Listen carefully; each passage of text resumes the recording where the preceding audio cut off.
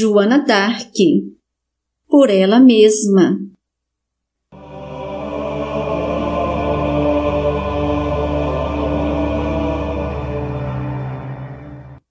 Hermance Dufour.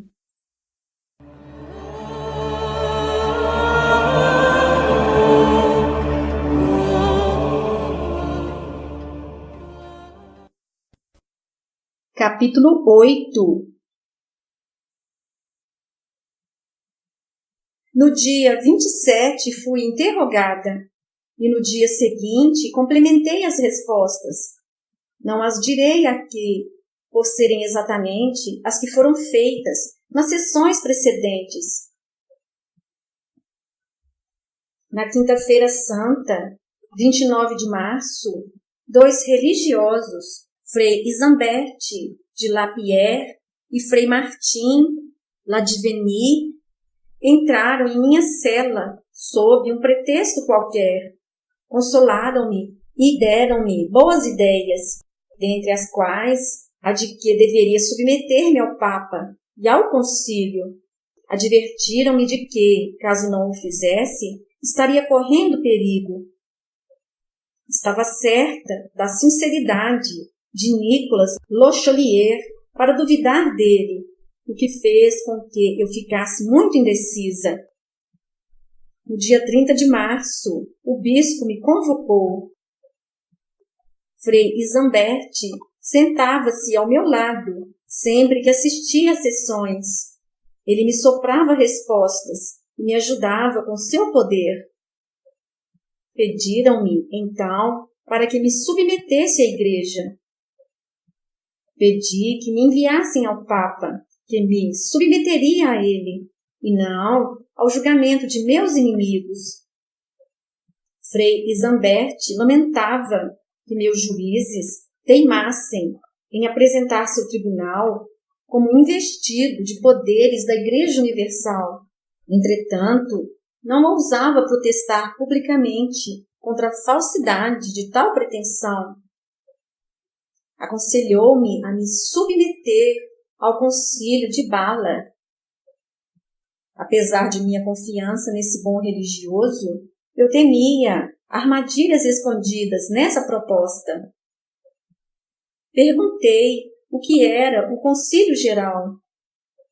Ele respondeu que era a congregação de toda a Igreja Universal e que nele havia igual número de franceses e de ingleses.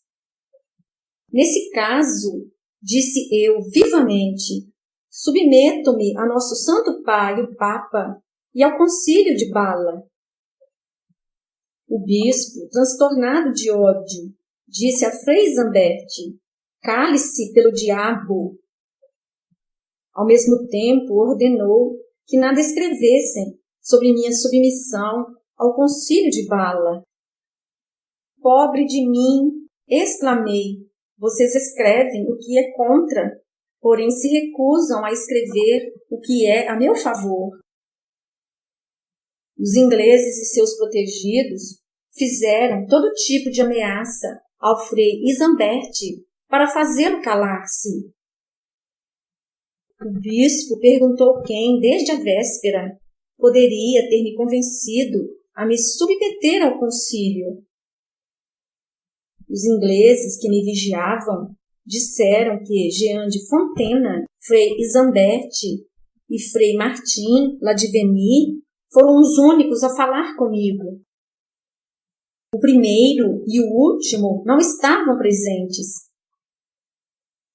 Colchon se irritou com o vice-inquisidor e ameaçou os culpados com o peso de sua indignação. Jean Lemestre os defendeu corajosamente. Colchon, que sabia o quanto sua presença era necessária para a validade do processo, rendeu-se aos seus pedidos, permitindo que os 2 religiosos e Fontaine continuassem a me visitar. Mal acabara a sessão, ele escreveu ao Conselho dos Ingleses para rogar que cessassem essas entrevistas. Frei Isambert Frei Guillaume du Vala, que era seu colega, Jean de Fontaine, vindo à minha prisão, encontraram o conde de Waurica, que os cobriu de injúrias. Por que você apoia e orienta essa malvada? Disse ele, dirigindo-se a Frei Isamberte. Irra, canalha! Caso recomece, mandarei jogá-lo no rio Sena. Os dois amigos do bom padre ficaram com tanto medo que fugiram. Fontaine, que achava que deveria temer mais que ninguém, deixou Rouen e nunca mais voltou. Numa nova sessão com o bispo, reduziram o número de artigos para 12. Era, segundo o bispo e seus cúmplices, uma análise rápida e fiel de minhas confissões. Nicolas Midi os redigiu e o fez com tanta arte que suas asserções davam-me como culpada em todos os tópicos, conservando uma aparência de grande verossimilhança. Elas foram comunicadas a algumas pessoas de confiança do bispo. Entretanto, uma delas viu claramente que ali havia inexatidões importantes e propôs correções que apresentou em conselho secreto e que foram todas aceitas. Essa decisão frustrava toda a trama do bispo, que tomou uma atitude audaciosa, ignorou as correções e enviou a cédula dos 12 artigos aos assessores consultores do Santo Ofício, sem lhe fazer a menor alteração. Cada um deles deveria, em prazo determinado, dar seu parecer por escrito e carimbá-lo com seu carimbo pessoal. Eis os pareceres. Artigo 1.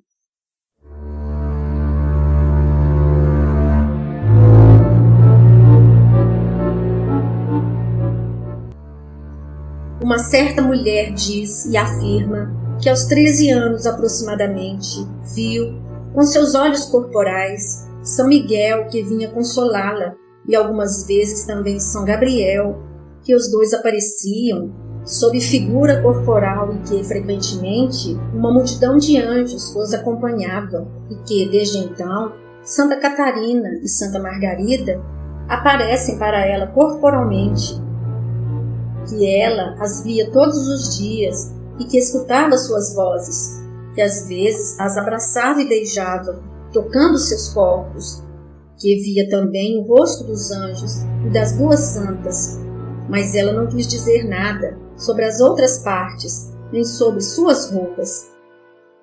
Segundo declarou, as duas santas falaram algumas vezes junto a uma fonte, situada próximo a uma grande árvore, chamada de Árvore das Fadas, porque, segundo dizem, elas frequentavam tal local e as pessoas lá iam para recuperar a saúde, apesar de ser um local profano.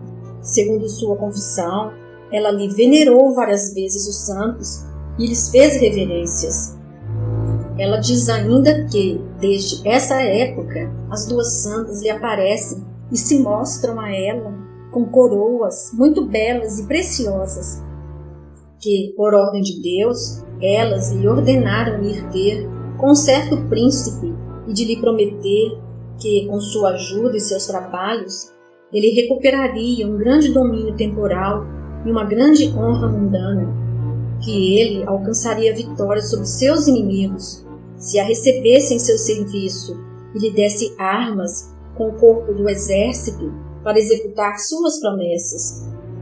Demais, ela acrescenta que essas duas santas lhe ordenaram, em nome de Deus, pegar e usar roupas de homem, o que ela fez, como faz ainda, para obedecer a esta ordem, e que ela preferia mesmo morrer do que deixá-las, a menos que fosse por ordem de Deus. Ela preferiu antes não assistir à missa e ficar sem o sacramento da Eucaristia nos dias prescritos aos fiéis, do que tomar a vestir roupas femininas, deixando as masculinas. Ela acrescenta também que essas duas santas a autorizaram quando, sem que soubessem e contra a vontade de seu pai e de sua mãe, com a idade de 17 anos aproximadamente, deixara a casa paterna, juntando-se a uma multidão de soldados, passando dias e noites com eles, sem ter jamais, ou muito raramente, outras mulheres com ela. No seu entender, essas santas lhe disseram e ordenaram muitas outras coisas, razão porque ela se considera enviada por Deus do céu e pela Igreja vitoriosa dos santos que já desfrutam da bem-aventurança. Artigo 2.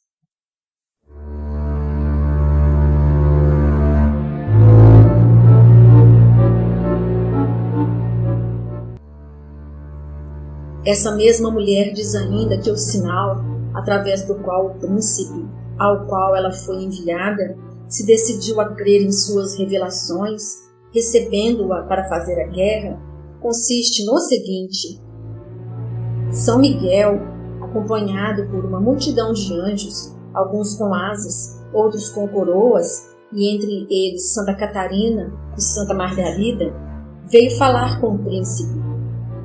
Esse anjo e essas santas caminhavam em terra firme ao longo do caminho, sob degraus, e em seu quarto, com outros anjos, um deles presenteou o príncipe com uma preciosa coroa de ouro puro e se inclinou com reverência. Essa mulher acha que o príncipe estava sozinho quando recebeu esse sinal, apesar de haver pessoas nas proximidades. E, uma outra vez, um arcebispo recebeu um sinal que era uma coroa e a entregou ao príncipe, na presença e à vista de vários senhores temporais. Artigo 3.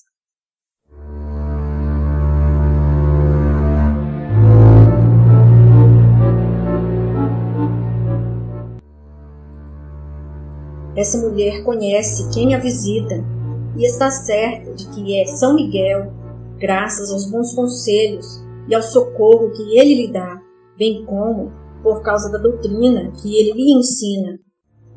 Ela acredita nele, pois ele se nomeou a si próprio. Ela distingue perfeitamente uma santa da outra, pois elas dizem seus nomes quando chegam e a cumprimentam. Por isso ela crê que o santo é São Miguel e está tão certa que os discursos e ações do dito santo são coisas verdadeiras e boas, quanto crê que nosso Senhor Jesus Cristo sofreu e morreu por nossa redenção. Artigo 4.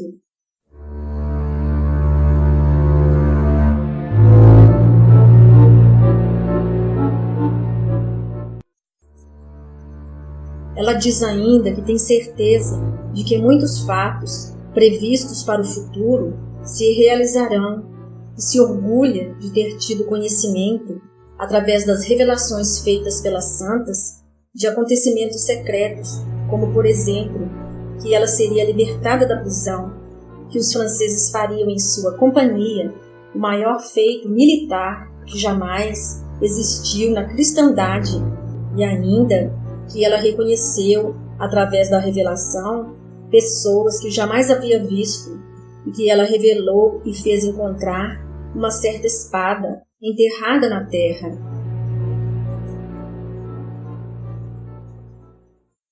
Artigo 5.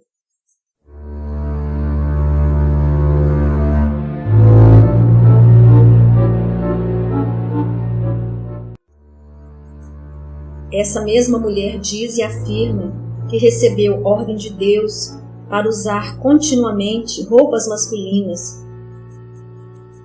Ela podia usar vestido curto, um casaco com mangas e calções amarrados com várias fitas, para manter sempre os cabelos cortados redondos, acima das orelhas, e que não guardasse nada sobre si que indicasse ou fizesse reconhecer o sexo feminino, somente o que a natureza pôs nela para a diferença de seu sexo. Ela declara ter recebido várias vezes a Eucaristia, assim vestida, e ela não quis, apesar de avisada e advertida, amigavelmente várias vezes, voltar a vestir suas roupas femininas, dizendo que preferia morrer a ter que deixar essa roupa. Disse que, se ela estava vestida de forma masculina, junto daqueles em favor dos quais ela lutava, e podia agir assim antes de sua prisão e detenção, esse seria um dos maiores bens para todo o reino da França, acrescentando que, por nada desse mundo, prestaria juramento de abandonar suas vestes masculinas, nem suas armas.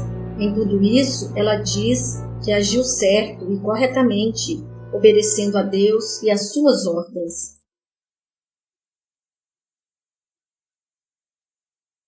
Artigo 6.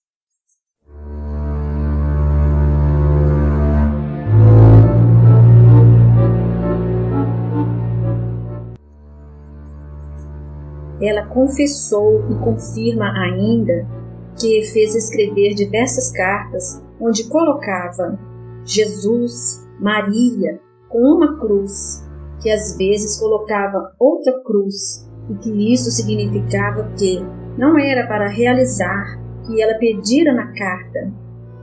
Em outras, escrevia que mandaria matar aqueles que não obedecessem suas cartas, nem suas ordens, e que se faria reconhecer de imediato, pois ela possuía a maior autoridade vinda de Deus do céu, e de sempre que não fez nada que fosse contrário às revelações ou às ordens de Deus. Artigo 7.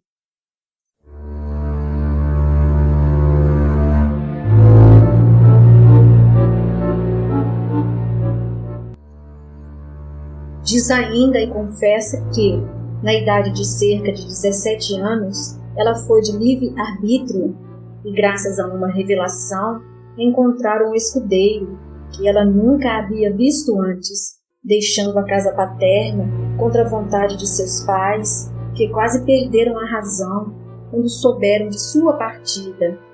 Ela pediu a esse escudeiro para levá-la ou ajudá-la a encontrar o príncipe mencionado acima, que então esse capitão lhe deu, a seu pedido, uma vestimenta de homem e uma espada, e lhe entregou também um escudeiro e 4 valetes para escoltá-la, que, chegando junto ao príncipe, ela lhe disse que desejava dirigir a guerra contra seus adversários e prometeu-lhe conseguir um vasto território e vencer seus inimigos, pois ela era enviada por Deus do céu.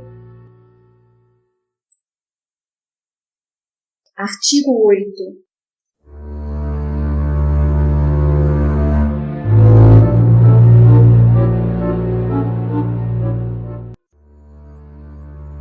Ela diz e confessa ainda que, por ela mesma, sem ser forçada ou obrigada, jogou-se de uma torre muito alta, preferindo antes morrer que ser posta em mãos adversárias ou sobreviver à destruição da cidade de Compiègne. Diz também que não pôde evitar esse salto, apesar da proibição das santas, e apesar de saber que era um grande pecado ofendê-las. Porém, segundo ela, esse pecado lhe foi perdoado em uma confissão e que essa revelação lhe fora dada posteriormente. Artigo 9.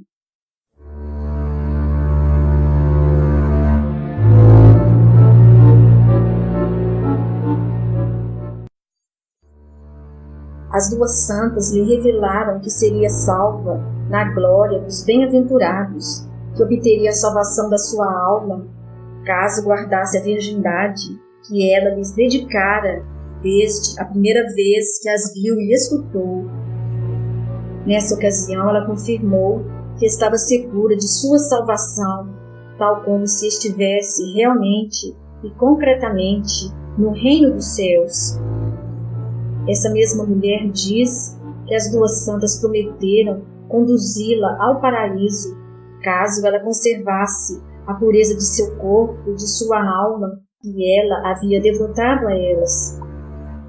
Disse também estar certa de já estar na glória dos santos, e não crê ter cometido pecado mortal, pois, se estivesse nesse estado, as duas santas, segundo ela, não viriam vê-la todos os dias como o fazem.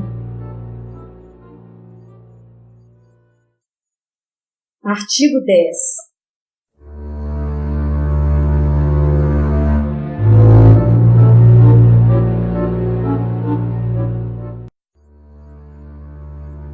Essa mesma mulher diz e confirma que Deus ama certas pessoas que ela designa e nomeia e que estão ainda na terra, que Ele as ama até mais do que a ela. Que ela sabe disso através da revelação de Santa Catarina e Santa Margarida, que lhe disseram, não em inglês, mas sim em francês, pois elas não são a favor dos ingleses, que assim que soube que as vozes eram a favor do príncipe, do qual se falou anteriormente, ela não gostou dos borgonhões.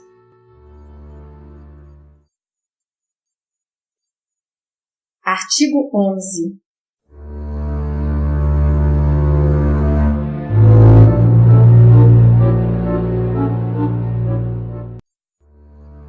Ela diz e afirma que, como sinal de respeito às vozes e aos espíritos que ela chama de Miguel, Gabriel, Catarina e Margarida, ela os venerou diversas vezes, descobrindo sua cabeça, ajoelhando-se e beijando a terra sobre a qual eles pisavam e oferecendo-lhes sua virgindade. Que, quando abraçou as duas santas, ela as tocou corporal e sensivelmente, que ela as chamou várias vezes para pedir-lhes conselhos e socorro, apesar delas virem sempre visitá-la, mesmo sem serem chamadas. Que ela aceitou e obedeceu aos seus conselhos desde a primeira aparição, sem pedir a opinião de quem quer que seja, como de seu pai, de sua mãe, de seu padre, ou qualquer outro prelado ou eclesiástico. De acordo com suas palavras, ela crê que as vozes dos santos e santas dessa natureza lhe vêm de Deus, e através de suas ordens também crê na religião cristã e que nosso Senhor Jesus Cristo sofreu a morte para nos libertar.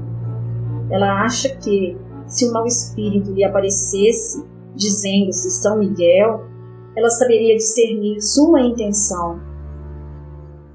Essa mesma mulher diz ainda que, de sua própria vontade, sem que a isso a tenham levado ou induzido, ela jurou a essas duas santas não revelar, de maneira alguma, o sinal da coroa que devia ser dada ao príncipe, a quem a enviariam, e que ela não poderia revelá-lo sem que tivesse permissão.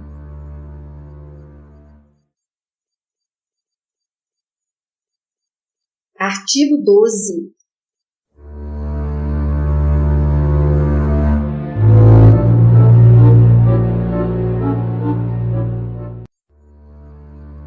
Essa mesma mulher diz e confessa que se a igreja quisesse que ela fizesse algo contrário ao que ela afirma ser ordenado por Deus, ela não o faria por coisa alguma, dizendo que ela bem sabia o que continha seu processo, vindo por ordem de Deus, e que lhe seria impossível agir de outra forma.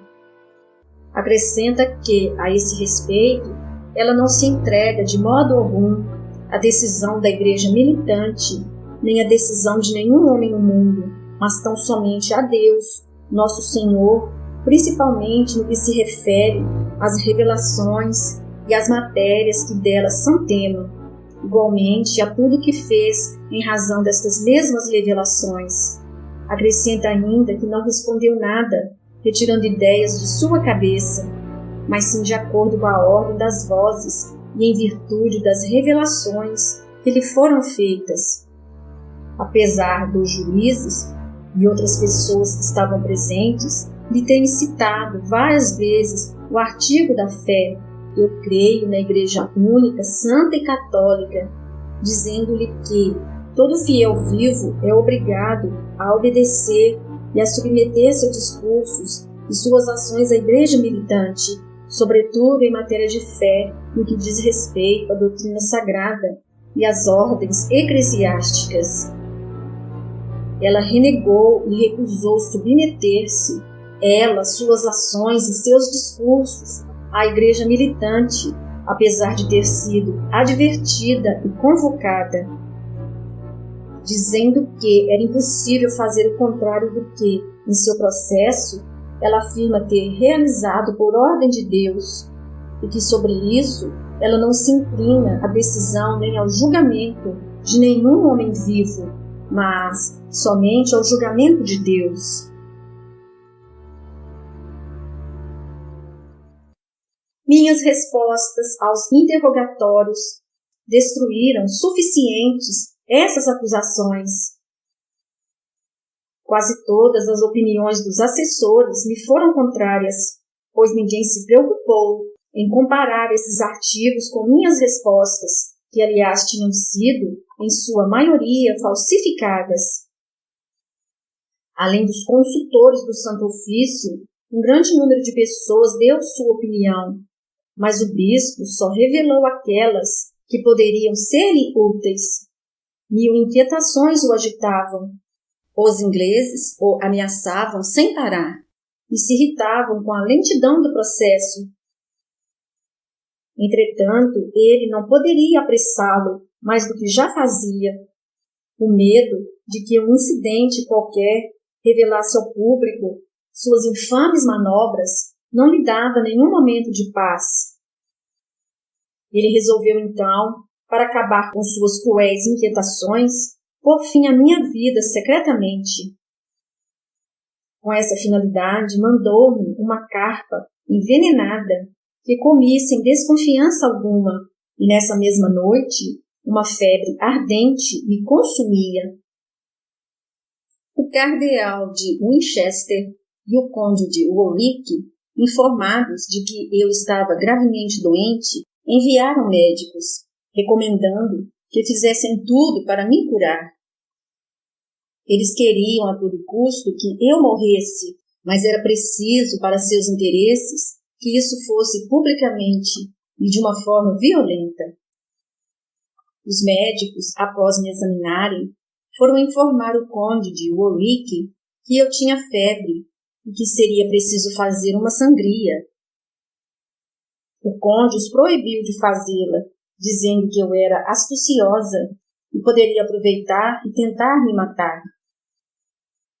Os médicos, e sobretudo o interesse, agiram tão intensamente sobre seu espírito que ele, afinal, consentiu. Um dos cozinheiros do bispo, o mesmo que preparou a carpa, revelou ao conde a perversidade do prelado, pedindo por recompensa uma soma em dinheiro. Warwick chamou imediatamente Colchon, reprovou-lhe a atitude e ameaçou jogá-lo no rio Sena, caso ele não me fizesse voltar a viver. Muito feliz por salvar-se a esse preço, ele o prometeu formalmente.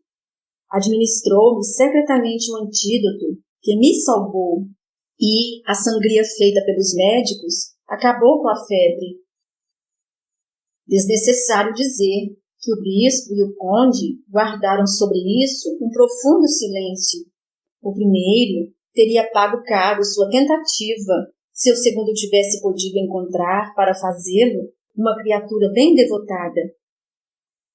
Acabara de ser sangrada quando o promotor de Estivete e Jean Tiffany, mestre em artes e em medicina, vieram me visitar por parte dos juízes. O médico, tocando meu pulso, perguntou o que eu tinha e onde doía.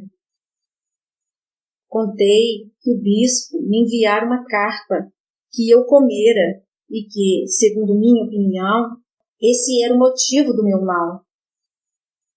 Destivete gritou que eu estava caluniando e disse-me injúrias que prefiro não comentar. Tu cometes arenques, disse, e outras coisas que não te fazem bem. Seus insultos atroces esquentaram minha cabeça. Ele, por sua vez, se irritou tanto que os guardas o retiraram à força. A impressão que senti com a cena foi tal que a febre voltou e colocou minha vida em perigo. O conde de Warwick repreendeu fortemente Estivete e proibiu que ele voltasse a me xingar. Minha doença foi longa e cruel. A todo instante as pessoas acreditavam que eu estava prestes a morrer. Ainda corria risco de vida quando a primeira advertência episcopal aconteceu. Eu estava muito mal para responder e contentei-me em pedir os últimos sacramentos e a certeza de repousar em Terra Santa após minha morte. Disseram-me que estavam prestes a me permitir a confissão. Quanto ao resto, entretanto, não deveria pensar nisto antes de ser submetida à Igreja. Preces, ameaças, nada pôde me alterar. Eu pedia somente para ser enterrada em Terra Santa, dizendo que havia sido batizada e que morreria como boa cristã. Entre mentes, o bispo, para pôr à prova minha confiança nas preces da Igreja, perguntou-me se eu queria que se fizesse uma procissão para obter de Deus meu restabelecimento. Respondi que me consideraria feliz se os católicos e a Igreja quisessem rezar por mim. Minhas boas amigas de Beaurevoir pensavam sempre em mim. O conde de Ligny veio me visitar a pedido delas para tentar me dar um reconforto. Ele veio me ver em minha prisão com o conde Scanford, o conde de Warwick e alguns outros nobres. O conde de Ligny disse que viera para tratar do meu resgate, caso eu prometesse nunca mais utilizar armas contra os ingleses e os borgonhões. O senhor está brincando. Sei muito bem que o senhor não tem nem o querer nem o poder. Ele persistiu em suas afirmativas e eu repeti as mesmas palavras, acrescentando: bem sei que os ingleses me matarão, pensando que minha morte fará ganhar o reino da França, mas, ainda que fossem 100.000 ingleses a mais do que são atualmente, eles não ganhariam. Essas palavras irritaram o conde de Scanford, que tirou sua adaga e teria me ferido, caso o conde de Warwick não o tivesse impedido. O magistrado de Rouen não podia se resolver nem a acreditar na verdade dos 12 artigos, nem a dar sua opinião sobre os mesmos, antes que a Universidade de Paris e as 2 faculdades de Teologia e Direito tivessem dado seus pareceres. Por outro lado, era pouco provável que a Faculdade de Direito pudesse acreditar que eu sustentasse obstinadamente essas respostas, admitindo-se que eu gozava de pleno bom senso. Para decidir sobre o caso de Rouen, recorreram a uma nova admoestação que foi pública. Le Chaulier teve a preocupação de me preparar para o papel que deveria representar. Não lhe foi difícil me persuadir de que estaria perdida caso me submetesse à Igreja, pois assim eu reconheceria a jurisdição de meus juízes, que usurpariam os poderes. No dia 2 de maio, fui convocada na sala do castelo de Rouen, onde se instalara o tribunal. Mal me curara da doença, Colchon me disse para atender aos pedidos que me faria Jean Castillon, que era o encarregado de proceder às admoestações. Este me fez um longo discurso sobre meus deveres e meus pretensos crimes, dos quais o principal era o de usar roupas masculinas. Ele se estendeu sobre as mentiras que eu dissera ao longo dos interrogatórios entre outras, a alegoria sobre o sinal dado a Charles VII.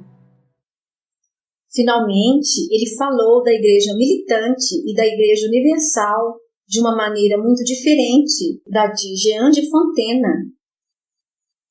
Seu discurso estava repleto de contradições. Ele terminou seu longo sermão perguntando se eu queria me corrigir e emendar como os sábios doutores consultados me ordenaram. Leia seu livro e eu responderei aos senhores. Entrego-me a Deus, meu Criador, e a quem amo de todo o meu coração. A senhora não quer responder mais nada a esta admoestação geral? Confio em meu juiz, que é o Rei do céu e da terra. Anteriormente, a senhora pediu que suas ações e palavras fossem vistas e examinadas comumente, como foi feito nessa cédula. Pediram-me para crer e submeter-me à igreja militante.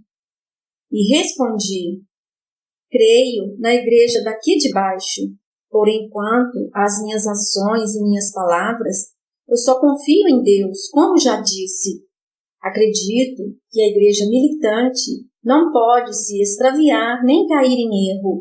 Não obstante a isso, quanto às minhas palavras e minhas ações, eu me submeto a Deus, meu Criador, quem me fez fazer tudo o que fiz, e só quero me dirigir a Ele. A senhora quer dizer com isso que não tem juízes na terra, nem mesmo o Monsenhor o Papa? Não direi outra coisa. Nosso Senhor é bom e me entrego em tudo a Ele e a nenhum outro.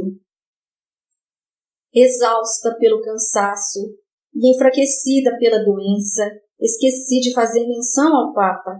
Caso tudo fosse explicado de boa fé, no que se refere à minha submissão à Igreja, o equívoco teria sido esclarecido, mas não era essa a intenção de meus juízes. Eles recorreram a ameaças, sabendo que não existia melhor meio para me firmar em minha resolução. Ameaçaram-me de que, se persistisse na recusa, me declarariam herege e me queimariam como tal.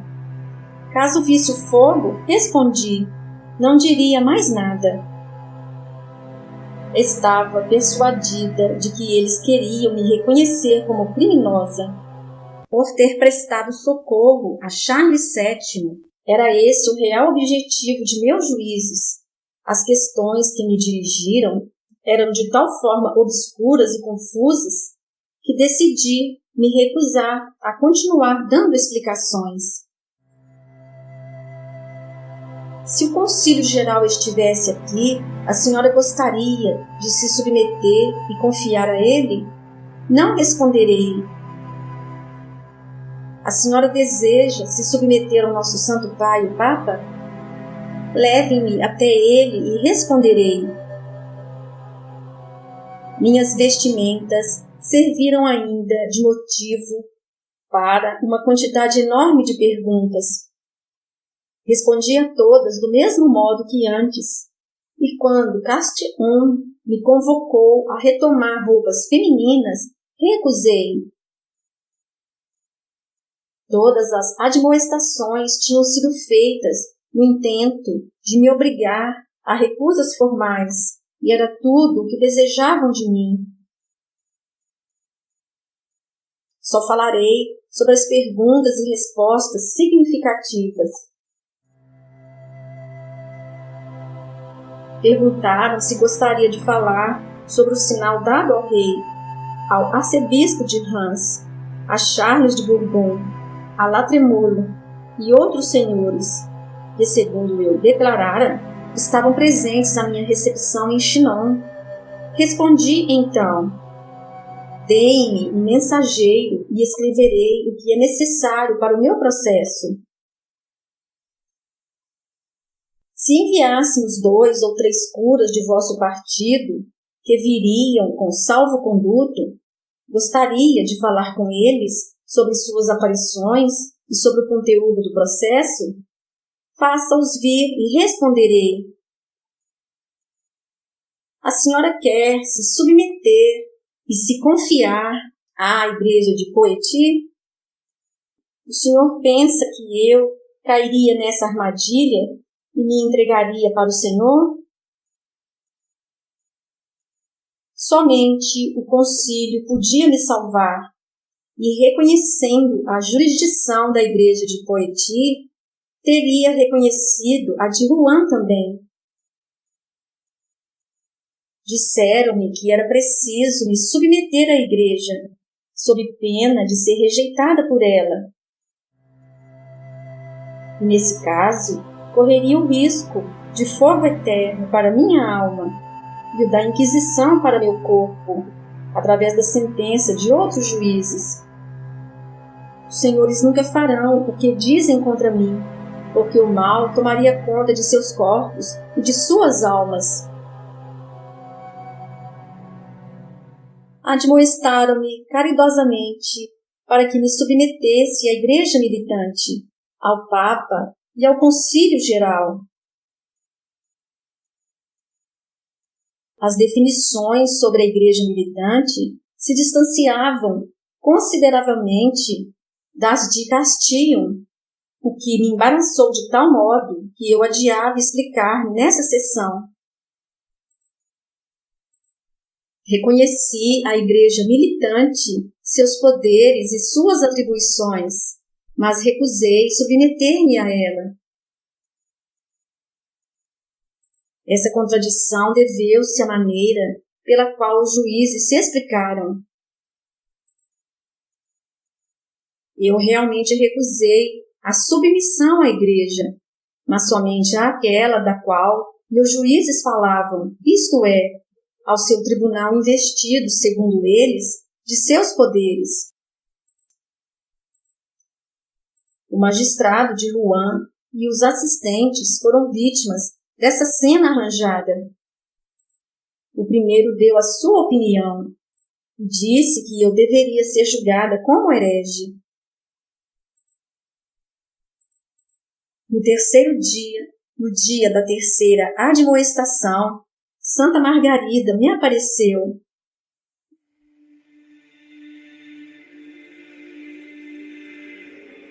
Filha de Deus, tem confiança. O Eterno distribui o vento conforme a ovelha tosqueada.